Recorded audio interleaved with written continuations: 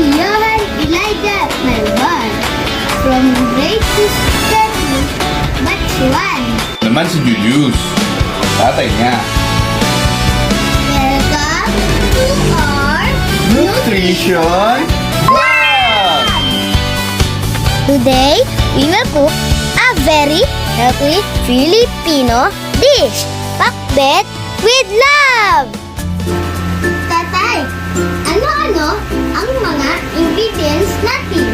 Meron tayong sibuyas, bawang, kamatis, okra, sitaw, talong, ampalaya, kalabasa, tubig, asin, at mantika. Una, igisa muna natin ang bawang, sibuyas, at kamatis.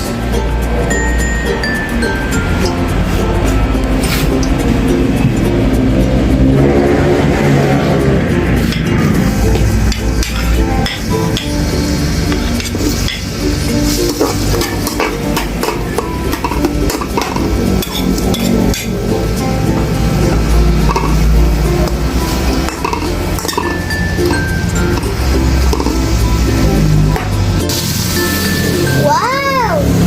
Ang ganda ng kulay! Rainbow colors pa! Ang bangang na agad! Lagay na natin ang asin.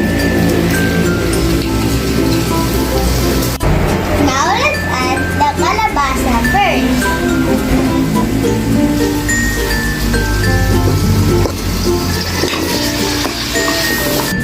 Ngayong malambot na ang kalabasa, lagay na natin ang sitaw, okra, ampalaya, at talong.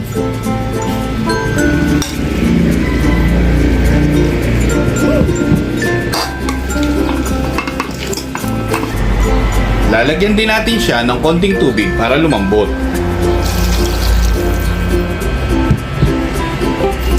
Kaya lang natin kumulo hanggang sa maluto.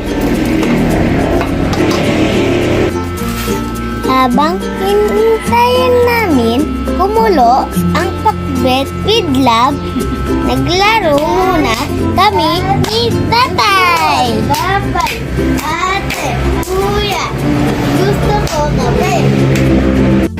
Tatay, bakit pa healthy ang pakbet? Good question!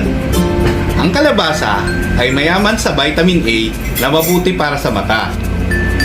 Sitaw at okra ay mayaman sa fiber para sa healthy tummy. Ang talong ay may antioxidants na tumutulong sa ating katawan. Ang ampalaya ay tumutulong sa pagpapanatiling healthy ng blood sugar. At lahat ng gulay ay may vitamins at minerals na nagpapalakas ng ating katawan.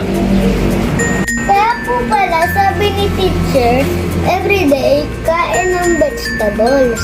Tama yun, nak! Wow! Tatay! Pwede na natin kainin ang pakbet! Tikman na natin!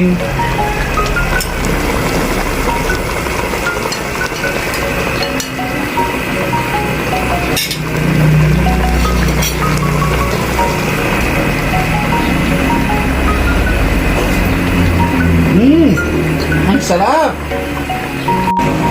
Don't overcook the vegetables para masarap at healthy. Masarap pagluto with love. Wow! Remember everyone, Healthy food makes a healthy body. Eat more vegetables and stay happy and healthy. sa Pipan, sama-sama sa nutrisyong sapat para sa lahat. Nutrisyon at kalikasan, pangalagaan.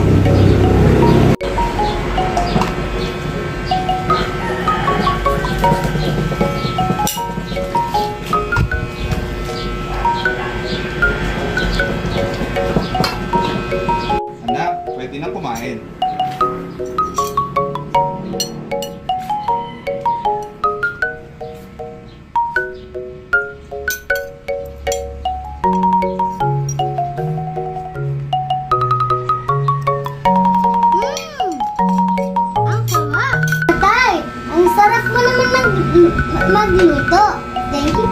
Welcome, anak. Bye, everyone! Thank you for watching! See you next time! Tatay, tara na, tawagin si nanay. Kakain na tayo!